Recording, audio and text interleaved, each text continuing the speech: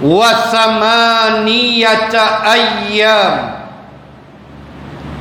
7 hari 7 malam, dan hari yang ke-8 barulah berhenti ribut taufan itu. Ka'annahum a'jazu nakhlin khawiyah, dan jadilah keadaan Ad itu laksana pohon-pohon kurma yang telah tumbang dan reput. Wal'iyadzabillah.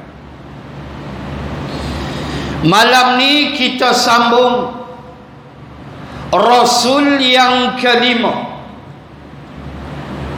juga Rasul di kalangan bangsa Arab. Nabi Hud pun bangsa Arab. Dan Rasul yang kelima adalah Nabi Salih alaihi salam. Dan Nabi Salih adalah berbangsa Arab. Secara mukaddimah terlebih dahulu, kita mesti memahami bahawa Nabi Salih alaihi salam adalah di antara para rasul yang dikurniakan Allah dengan mukjizat. Di antara rasul yang ada mukjizat ialah Nabi Saleh. Mukjizat daripada kalimah ajuz, ain jim zai. Ajuz maknanya terlalu lemah. Di sudut bahasa Arab, ajuz maknanya terlalu lemah.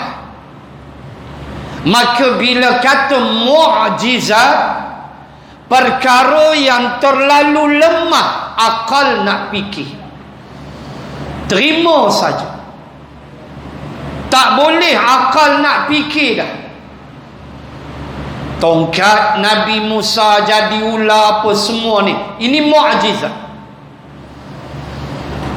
Dan apabila Allah kurniakan mukjizat, ni mukaddimah dulu. Bila Allah kurniakan mukjizat kepada sebahagian para rasulnya, tak semualah, segelintir para rasul, Allah kurniakan mereka dengan mukjizat, maka teringat kita apa yang pernah diungkapkan oleh Al-Imam Syafi'i rahimallahu ta'ala. Di antaranya Al-Imam Syafi'i pernah berkata, apabila Allah mengurniakan mukjizat kepada segelintir para rasul,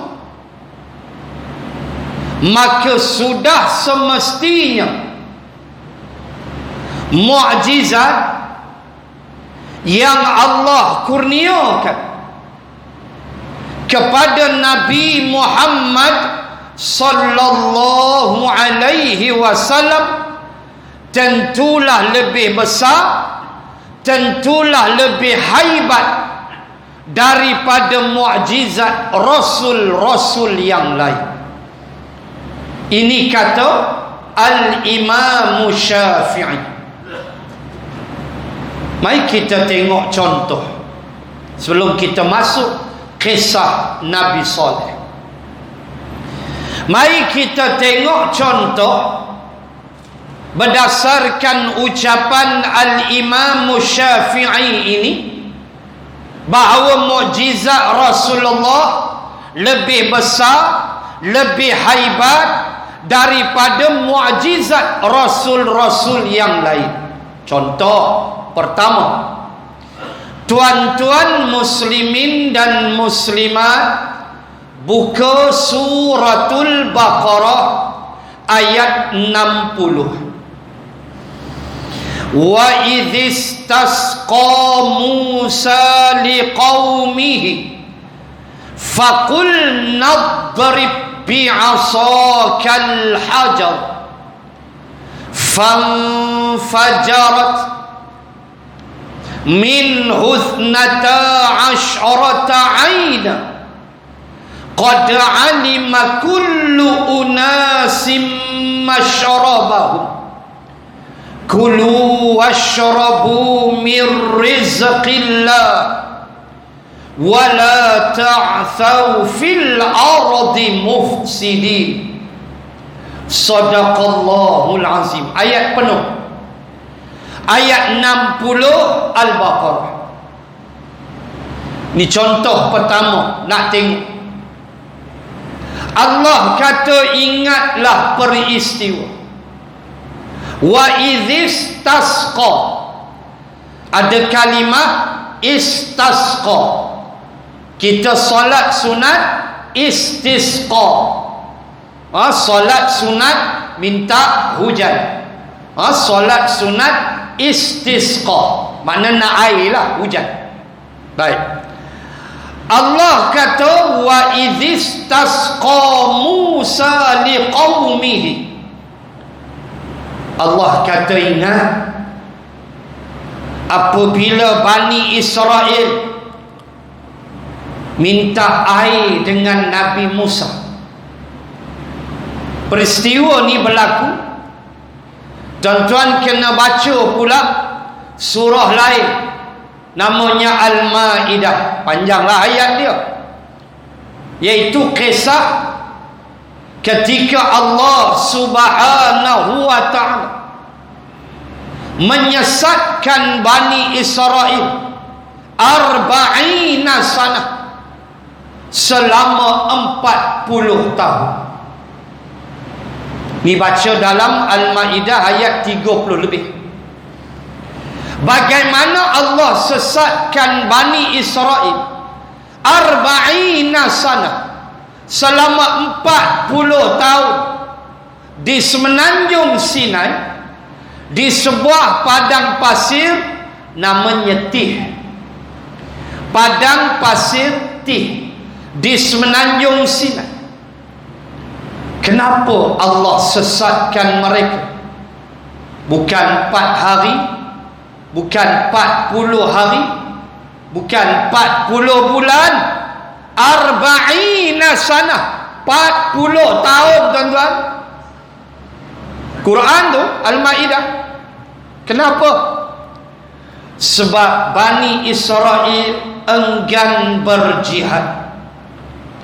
Bani Israel tak nak berperang membebaskan Baitul Maqdis daripada cengkaman raja yang jahat. Nabi Musa ajak, jom kita berjihad. Banyak dah nikmat Allah ni. Kamu tengok Fir'aun mati tenggelam, ya Allah, ya Tuhan. Kamu tengok sendiri, wa antum tanzurun, terkapai-kapai Fir'aun, kamu tengok. Jom kita berjihad. Apa jawapan Bani Israel? Izhab anta wa rabbuka faqatila inna hahuna qa'idun. Mereka kata, pergilah engkau wahai Musa dengan Tuhan engkau. Tu dia punya kuang ajar. Izhab, pergilah, fi'il amal, pergilah. Anta, engkau, wa rabbuka, dan Tuhan engkau. Pergi mana? Faqatilah, pergilah nak pergi perang, pergilah dengan Tuhan. Inna hahuna qa'idun, kami nak duduk-duduk, kami nak relax-relax, kena teh tarik, makan ubi kayu, rokok. Nak pi perang ampi pasai hang lah. Punya biadab Bani Israel. Allah hukum 40 sanah belega di padang pasir tih, tak jumpa jalan keluar. 40 tahun tak jumpa jalan keluar. Sehinggalah satu hari mereka minta air. Balik ayat 60 Al-Baqarah. Dahaga dah, air dah habis. Mereka minta air dengan Nabi Musa. Lalu Allah kata ke Nabi Musa, faqul nadrib bi'asakal hajar. Wahai Musa, pukullah tongkatmu ke batu itu. Ada seketul batu. Sampai sekarang tempat tu masih ada di semenanjung Sinai, digelar dengan Uyun Musa. Seketul batu yang Allah Ta'ala sebut famfajarat minhu 12 aina, ayat 60 Al-Baqarah. Bila Nabi Musa pukul aja, terbitlah berapa? 12 mata air. Terbit 12. Takut tuan-tuan boleh tengok tingkat-tingkat tu ada 12. Kenapa 12? Kerana Nabi Musa memimpin 12 kabilah Bani Israel. Maka kata Allah, kullu unasim masyrabahum. Setiap daripada puak tahu masyrabahum, tempat minum mereka. Satu puak ambil satu tingkat tu, satu puak ambil hak bawah pula, 12 puak. Allah kata 12 mata air. Tuan-tuan muslimat, itu Nabi Musa. Saya sebut tadi ucapan Al-Imam Syafi'i. Itu mukjizat Nabi Musa. Mukjizat Nabi Muhammad takkan lawan mukjizat Nabi Musa. Nabi Musa tak boleh lawan mukjizat Nabi Muhammad. Kata Imam Ibn Hajar Asqalani di dalam kitabnya Fathul Bari, juga dibahaskan oleh Al-Bukhari di dalam Sahih. Diambil satu riwayat daripada Al-Barra bin Azib radhiyallahu anhu. Al-Barra cerita, satu hari kami berada di Hudaibiyah, Suluh Hudaibiyah, perjanjian Hudaibiyah. Panjang cerita. Kami berada di kawasan Hudaibiyah, tanah halal, 21 kilometer dari bumi Makkah. Panjanglah cerita perjanjian Hudaibiyah.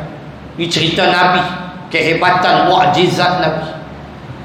Kata Al-Barra, kami kehabisan air. Tengok dengan Nabi Musa, kami kehabisan air. Lalu kami menjumpai sebuah sumur. Sumur telaga lah. Kami jumpa sebuah sumur, sebuah telaga di Hudaibiyah. Tapi telaga tu kering kontak. Kami mengadu pada Rasulullah, kami kehausan. Lalu Rasulullah tanya kami, siapa di antara kamu yang ada belen-belen baki-baki air? Kira kita kata ku ada sikit lah dalam botol mineral tu baki. Begitulah, senang faham. Siapa ada? Minta. Nabi kata. Lalu kata Al-Barra, adalah sahabat seorang bagi belen air sikit. Maka Nabi pun ambil dan meminumnya. Nabi tak telan. Nabi berkumur-kumur dengan air itu.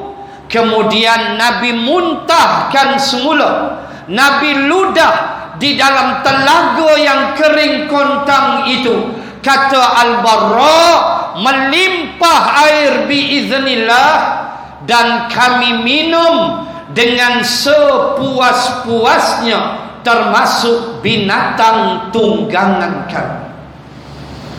Allahu Akbar.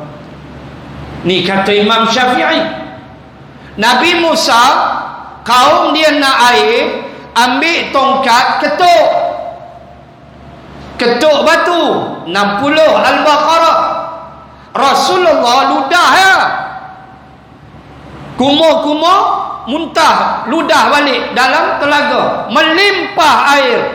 Allahu Akbar. Kata Al-Barra, kami minum sepuas-puasnya dan binatang tunggangan kami. Juga yang dilaporkan oleh Jabir bin Abdillah, juga dalam Sahih Al-Bukhari,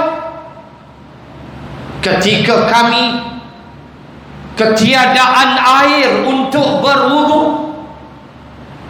lalu kami mendapati bila Nabi selesai berwudu, kami dah tak boleh wudu. Jumlah kami samanun, jumlah kami 80 orang. Lalu kami tak ada wuduk dah. Lalu dalam bekas, kita kata macam cebok lah, dekat kolah tu, adalah sikit air. Kata Jabir, lalu Nabi kata, minta bawa mai, bawa mai cebok tu, gayung tu. Maka dibawa pada Nabi, adalah balance sikit air baki. Kata Jabir, lalu Rasulullah memasukkan tangannya ke dalam bekas itu, melimpah-limpah air keluar. Lalu kami berwudu dengan sempurna. Jumlah kami 80 orang. Allahu Akbar. Itu Rasulullah. Contoh yang kedua, kita ambil 3 contoh sebelum kita masuk kisah Nabi SAW. Contoh yang kedua, ketika Nabi Musa dan Bani Israel berhadapan dengan Laut Merah, ketika mereka lari sebelah malam, fa'auhayna ila Musa an asri bi'ibadi innakum muttaba'un.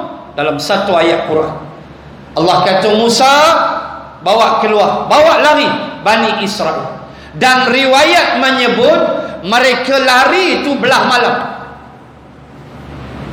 Mereka lari itu sebelah malam. Istilahnya lari malam. Kalau Melayu lari malam, tak bayar sewa rumah. Confirm dah. Bawa lori kecil 1 tan, jiran pula jenis mangkuk tak campur orang. Tengok, ya, mereka beli lori ke bang? Tak bayar sewa lah bang. Oi, lari lah tu. Tu lari malam kalau Melayu. Nabi Musa, Bani Israel lari sebelah malam, lari punya lari, tengok laut depan. Tuan fikir, Fir'aun belakang, fa'atba'uhum musyriqin, dan Fir'aun mengejar mereka daripada arah mana? Allah sebut musyriqin. Masyriq, ma makna masyriq? Timur, maghrib, barat.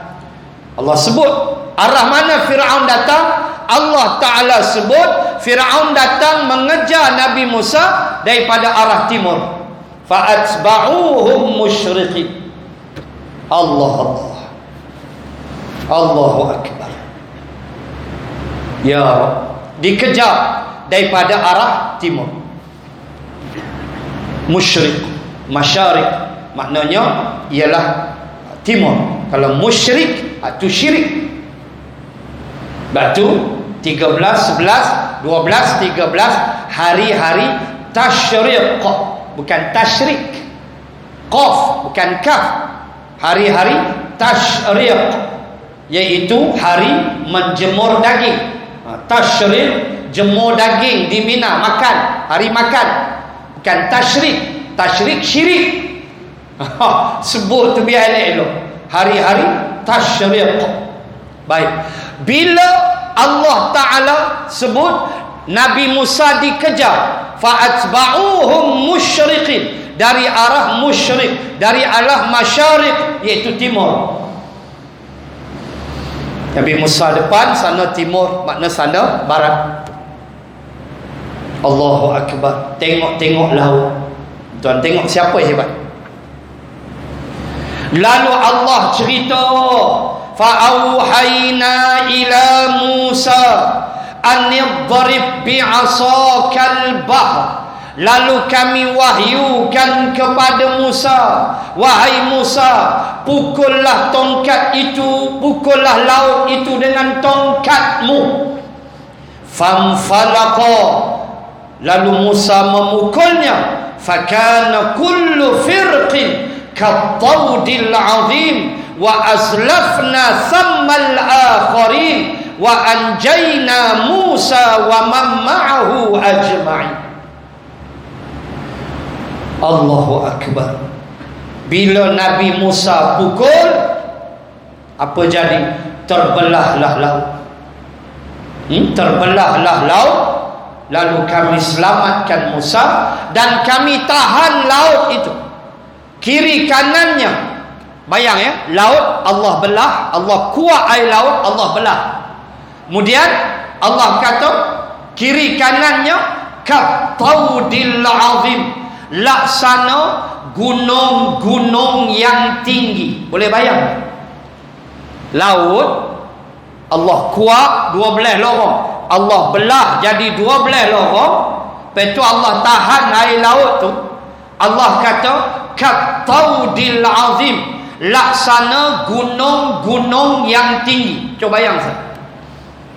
Allah lari yuk, lari, tengok laut tu Allah tahan kan, seperti gunung yang tinggi. Waktu tu tak ada nak rokok pun 2 dah lari terus. Tadi dah bakar, sempatlah 1-2 pam tu. Tengok tu dia Allah tahan. Allah. Tuan-tuan muslimin muslimat, Nabi Musa membelah lautan dengan izin Allah dengan tongkatnya. Rasulullah membelah bulan. Tuan, Rasulullah belah bulan. Rasulullah pegang tak bulan? Tak. Nabi Musa pegang air laut. Nabi Musa hentak tongkat. Nabi Musa rasa air laut. Rasulullah tak pegang bulan. Nabi tunjuk, iqtarabatis sa'atu wan syaqqal qamar. Ayat pertama surah Al-Qamar juzuk 27. Allah berfirman, telah hampirlah saat kiamat ketika bulan terbelah 2. Siapa tolak ayat ni kafir wal a'yadzu billah. Ayat Quran. Bulan nak kita tengok ni, bulan ada ni lah, terbelah 2 dan bercantum kembali. Allah, peristiwa di Jabal Abi Qubais. Siapa hebat? Rasulullah. Kata Imam Syafi'i, Nabi Musa hentak tongkat ke laut, dia pegang air laut, dia tengok laut. Rasulullah tengok bulan, tak pegang bulan, dengan jari ya. Bukan pakai laser apa. Bismillah, tunjuk, biiznillah, belah 2 bulan. Allah cerita dalam Quran. Yang ketiga, ayat 12, kalau boleh saya petik nombor 3. Ayat 12 surah Sabah.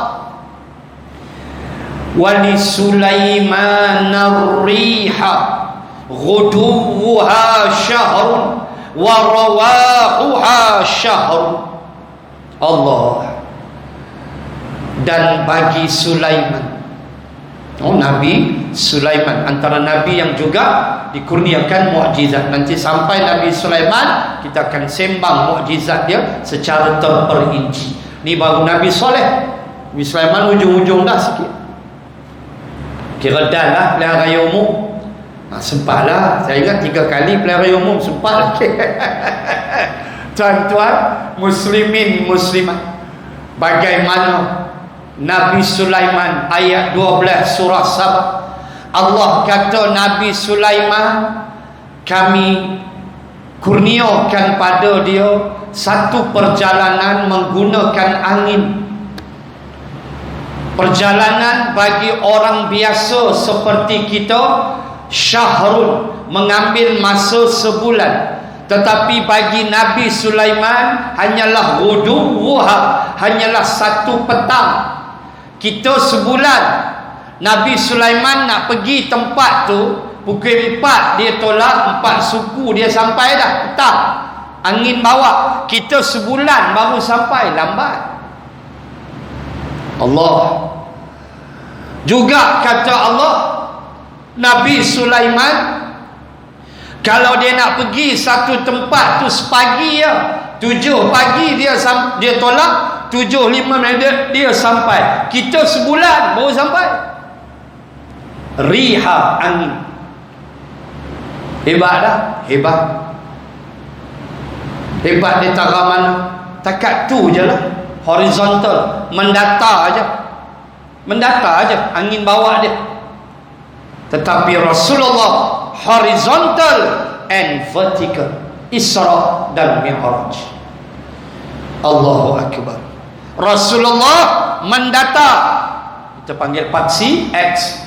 Rasulullah juga menegak paksi Y dalam peristiwa Isra dan Mi'raj. Siapa hebat? Kata Imam Syafi'i, Rasulullah. Allah tak boleh lawan Nabi sallallahu alaihi wasallam. Itu mukadimah sikit.